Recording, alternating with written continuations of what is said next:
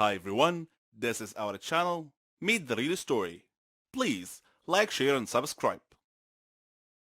I usually host a slumber party once a month, so my girlfriends already know the drill. They bring their jammies, blankets, nail polish, hair products, lots of snacks, candies, and chocolates, but this time, Lucy brought wine. She had to sneak the wine in my house because my mom is kind of strict when it comes to drinking. My dad is almost never home. My mom sleeps really early, so we kinda had the house all to ourselves.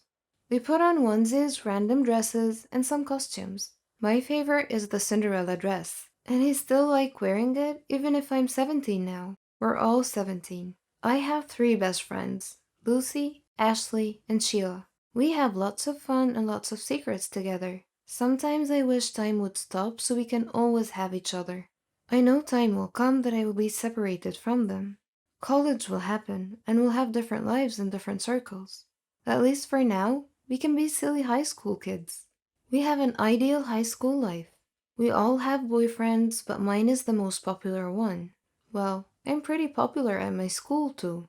I also do well with academics. None of my friends are failing or anything. We're not the typical popular cheerleaders with no brains type. We do not have family drama. Our social life is great. We have the best high school life ever.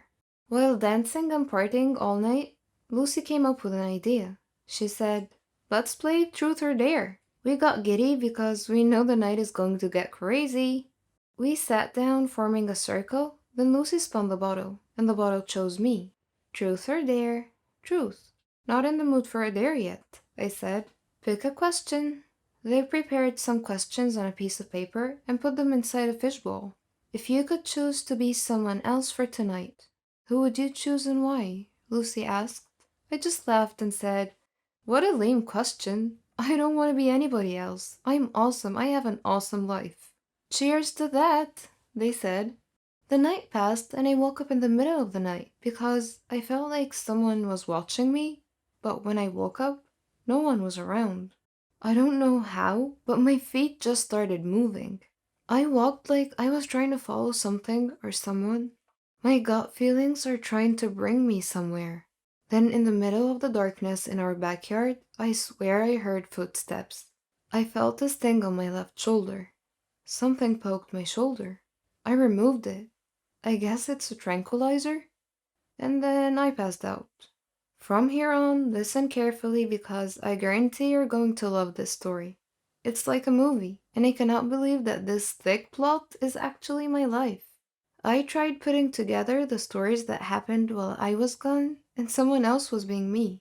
I know it sounds complicated, but before I proceed, do not forget to subscribe and hit the bell button for notifications. So here it goes. Someone tranquilized me, and I instantly fell asleep. By the way, my name is Nancy. You have met my friends, and I'm sure you'd like to know who drugged me and what the motive is. Meet Patricia. At first, I had no idea why she looked exactly like I do. I thought I was dreaming. Before passing out, I asked her who she was. She told me that her name is Nancy. She was obviously messing with me. Then she told me that her name is Patricia, and that she is my twin, and she would love to be Nancy instead. What? I did not believe her because I don't have a twin sister. My mom and dad would never keep any secrets from me. Or would they? She said that she was kept by our parents in a mental institution a couple of hours away from our town, ever since we were 3. I just realized that I have no recollection of any kind of memories when I was only 3 years old. At first, I thought, wow, is this really happening? I just think I watched too much TV. But this is reality. How did it happen? Let me tell you how it happened. Well, at first, she tranquilized me while I was asleep. I think she had other people with her who dragged me into a pickup, covered my mouth, tied me up, and blindfolded me. And then they brought me into a dark basement, I think. I'm not sure, because when I woke up, everything was just a blur. I only saw her face. I thought I was looking in the mirror. She told me everything that I needed to know. Well, her version of the story. I was shocked. But I would like to know my mom and dad's version of the story as well. Patricia told me that they got her locked up in a mental institution with special care. My mom did not like the idea, but eventually agreed when Patricia looked at her and said, "Daddy's next." I got the chills, but she never told me the reason why she ended up in the mental institution. She has been following me ever since we were 14 years old. One of the security staff has got a crush on her, so she's able to go in and out when no one is looking. She wants me dead because she would like to replace me and have my awesome life. She said she would take revenge on mom and dad for depriving her of having a life like I do. It got me worried, but she made me powerless. For the second time, she injected me again, so I passed out. Next thing I remember, I'm in a dark room with just a bed, a pillow, and a blanket. This must be her room. I'm locked inside the mental institution, just like in the movies. She managed to make my friends believe that she is me. She's clever. They went shopping, they partied, and they did not even realize that something was wrong. She must really be pulling it off. Even my parents and my boyfriend are not suspecting a thing. But our prom is almost here. Me and my friends are all excited for it. But I think I have to give up the dream of going since I'm locked up in here. I just miss my friends, I miss my parents, I miss my boyfriend, and I miss my life. It hurts me that I've been missing for a while, and they didn't even notice or feel that it's Patricia and not me. She's just a stranger to them. After 1 week, I made friends with the security staff. They kept on asking why I was so kind and polite to all of them. I tried to tell them the truth, but they just made me drink some medicine because they thought I was hallucinating. Then a surprise happened. My parents visited me. I mean, they visited Patricia? I don't know. When I saw them, I gave them a hug. "I miss you. I'm so glad you're okay. Are you guys hurt or anything?" My mom answered, "Honey, why would we be hurt?" I know my mom would believe me. My dad's judgment is not always the best. "Mom, this is me, Nancy. She switched us. She tied me up and she hurt me." And then my dad interrupted. "Enough, Patricia." "Dad, I am Nancy." I said enough. "You've pulled this trick before, and why on earth do you think this is going to work again?" I pleaded so hard, but my dad threatened that they would leave if I still insist. So I just cried. I love my dad, but he's never around, so no wonder we don't have a great relationship. I wonder if he even knows when my birthday is. I mean, our birthday. But then again, I don't want to judge him. I know he's just trying to be tough. But I looked at my mom. I can see in her eyes that she truly feels sorry for me, whether she thinks I'm Nancy or Patricia. "Honey, I know things haven't been great, but a promise is a promise." "A promise?" "Yes, we will not break our promise, which is when your doctor says you're ready to go, we will bring you back home." I cried and I had a meltdown.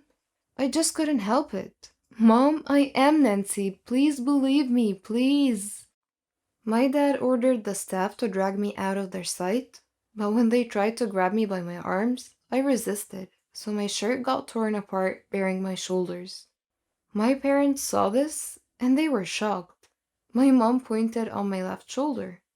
Well, I had this weird birthmark on my left shoulder. Maybe they recognized it. My mom looked at my dad and said, "She is Nancy." My dad told the staff to leave us alone to talk. He gave me a hug and said, "I'm sorry. How did this happen? Why are you here? When did you meet your twin sister?" My mom said.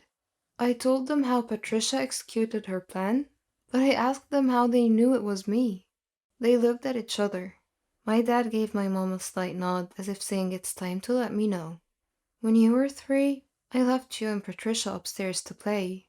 When I got back, I saw you on the floor with a pencil stabbed on your left shoulder. We saw Patricia holding a hammer, and your head was also bleeding, which resulted in loss of your memories. We thought you were dead." My mom did not finish the story. She started crying while leaning on my dad's chest. My dad continued, "The doctors said that if we wasted just a couple of seconds more, you might not be with us. And he let out a sigh. I have an uncle with the same situation as Patricia. The genes must have passed on to her. I'm sure that there's something wrong with her. So even at a young age, we made a special program for her to be admitted here. We had high hopes that she will become normal. I absent-mindedly responded, "You recognized me because of the scar on my shoulder? I thought it was just a weird birthmark. What are you gonna do with Patricia now?" Mom and Dad went home and proceeded to my room right away. Patricia didn't know that my parents are aware of what happened. They gave her a hug. My parents apologized to her. "We are sorry. We love you, and this is the only way we know you would be better." She instantly knew that my parents knew, and she ran away. My mother called the police but instructed them to never hurt Patricia. Patricia is a very smart girl. She went to a party with Lucy, Sheila, and my boyfriend. She told them, "I have a twin sister and she's trying to kill me." They just all laughed at her. Then I arrived, but instead of making things better, it validated her statement. "Oh my goodness, there's two of you?" my boyfriend said. I said, "Guys, it's me, Nancy."